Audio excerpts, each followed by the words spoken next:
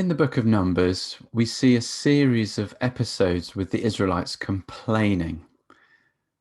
Chapter 11, verses 1 to 3 says, "Now the people complained about their hardship in the hearing of the Lord, and when he heard them, his anger was aroused.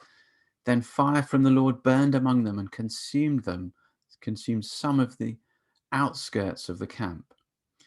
When the people cried out to Moses, he prayed to the Lord, and the fire died down. So that place was called Taberah, because fire from the Lord had burned among them." Well, this pattern can also be seen later in chapter 11. And in that episode, a rabble complains about food. The Lord is angry. Moses complains to the Lord and says, "Why have you brought this trouble on your servant? I'm fed up." In 11:17, the Lord tells Moses he doesn't have to carry the burden on his own, and takes some of the spirit that was upon Moses and distributes it to 70 elders of the people, who then begin to prophesy. At one point in the story, Moses tells Joshua, "Are you jealous for my sake? I wish that all the Lord's people were prophets, and that the Lord would put his spirit on them." This theme of Moses' authority and the theme of jealousy comes up again in today's passage, which moves from the discontent of many people to complaints much closer to home. And I wonder, how do you cope with criticism? Are there people in your life it is harder to take criticism from? Maybe those closest to you? Well, let's read the start of our passage in Numbers 12, which recounts a painful episode in the life of Moses and his family. So, Numbers 12, verse 1, we read, "Miriam and Aaron began to talk against Moses because of his Cushite wife, for he had married a Cushite. 'Has the Lord spoken only through Moses?' they asked. 'Hasn't he also spoken through us?' And the Lord heard this." Now, we've met Miriam and Aaron before, haven't we, as they both play key parts in Moses' life and indeed in Israel's story. Aaron is Moses' brother and the high priest of Israel, and acted as Moses' divinely appointed mouthpiece when confronting Pharaoh in the Exodus story. Miriam is their sister.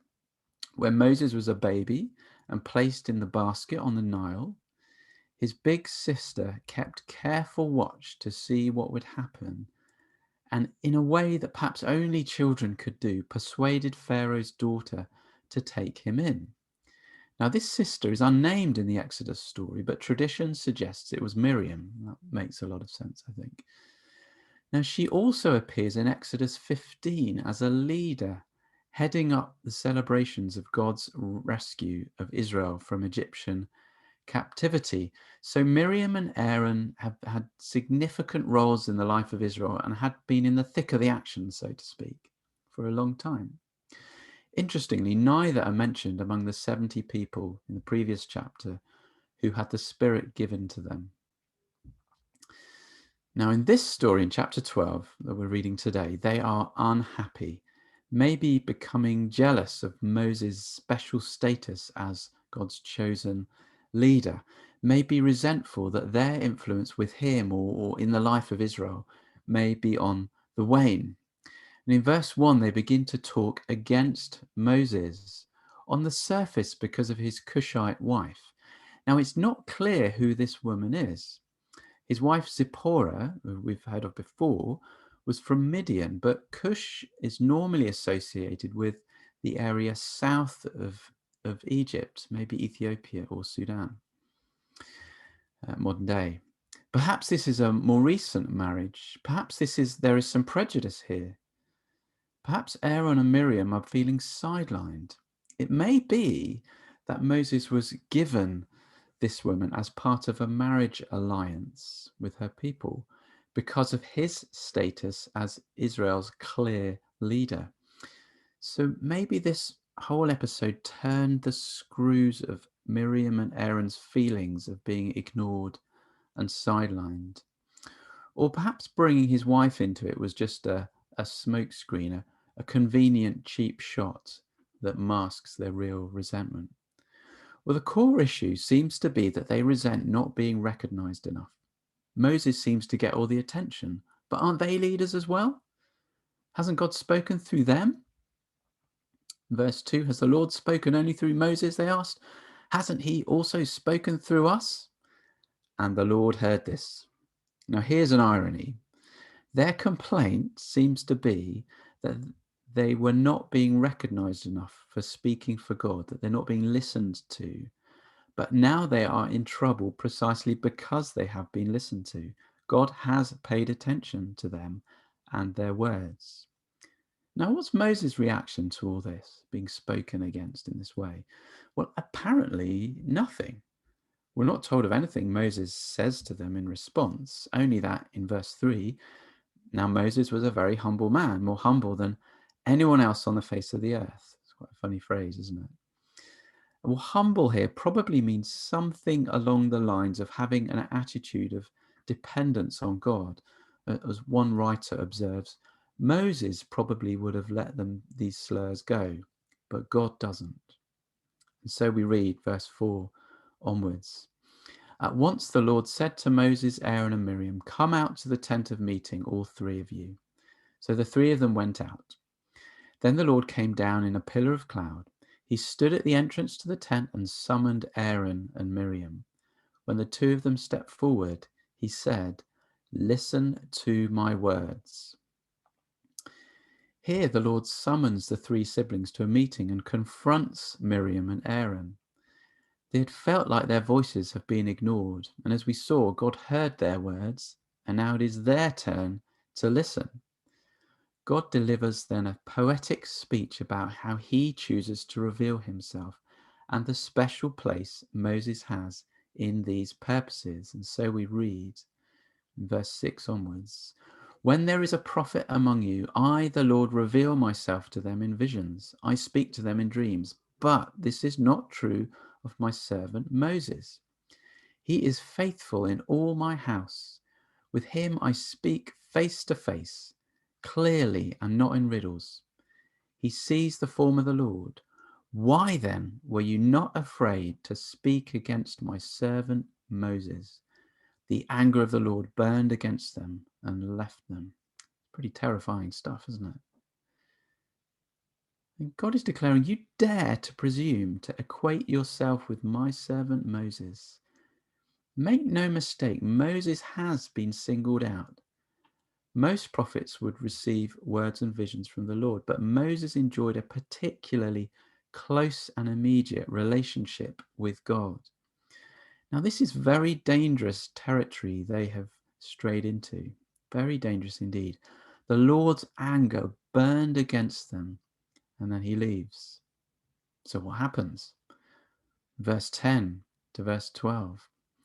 When the cloud lifted from above the tent, Miriam's skin was leprous. It became as white as snow. Aaron turned towards her and saw that she had a defiling skin disease. And he said to Moses, please, my Lord, I ask you not to hold against us the sin we have so foolishly committed. Do not let her be like a stillborn infant coming from its mother's womb, with its flesh half eaten away. So what are the consequences of their jealousy and presumption? Well, when the Lord departs, Aaron turns to his sister and sees that she has been struck with a skin disease that turns her skin as white as snow. This is possibly kind of an ironic callback to her complaining about Moses' Cushite wife, whose skin would have been black. But why only Miriam and not Aaron? There's no clear answer to this. It may be that Miriam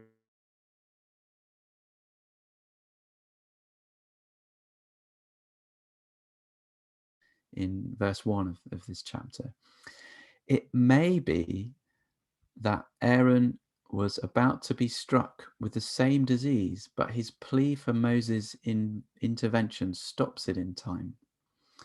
Here's how Ellen Davis reflects on this part of the story. She says, so Aaron and Miriam make their bid for spiritual power, and God gets angry, really angry. As a result, Miriam gets scale disease, while Aaron just gets egg on his face. A high priest's immunity, I suppose. Well, really, there's no explanation, and ultimately, the focus of the story lies elsewhere. I would say, though, that in light of their complaints, Miriam and Aaron do seem to get off very lightly compared with other stories where the Lord's anger burns against an individual or a group. And I suppose if we were to ask them if they'd got off lightly, they'd probably have said yes. Well, Aaron then turns from speaking against Moses to pleading to Moses, accepting his unique role in God's purposes. And how does Moses respond? Well, we read that in verse 13. So Moses cries out to the Lord, "Please, God, heal her."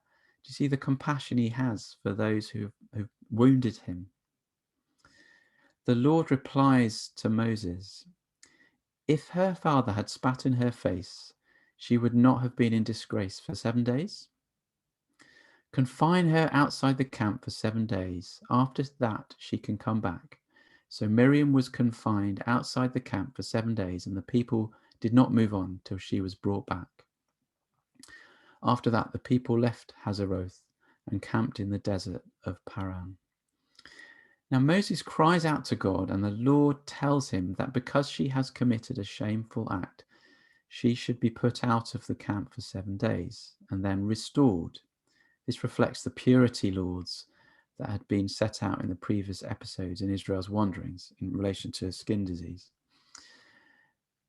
Now, the story concludes with a linking sentence to the next chapter, but there's a curious line which says that while Miriam was outside the camp, the people did not move on till she was brought back. She was not left behind. There's one Jewish reflection I really appreciated on this that suggests that perhaps this was perhaps to honor the time when, as a child, Miriam had waited and watched for Moses when he was placed in the basket on the Nile.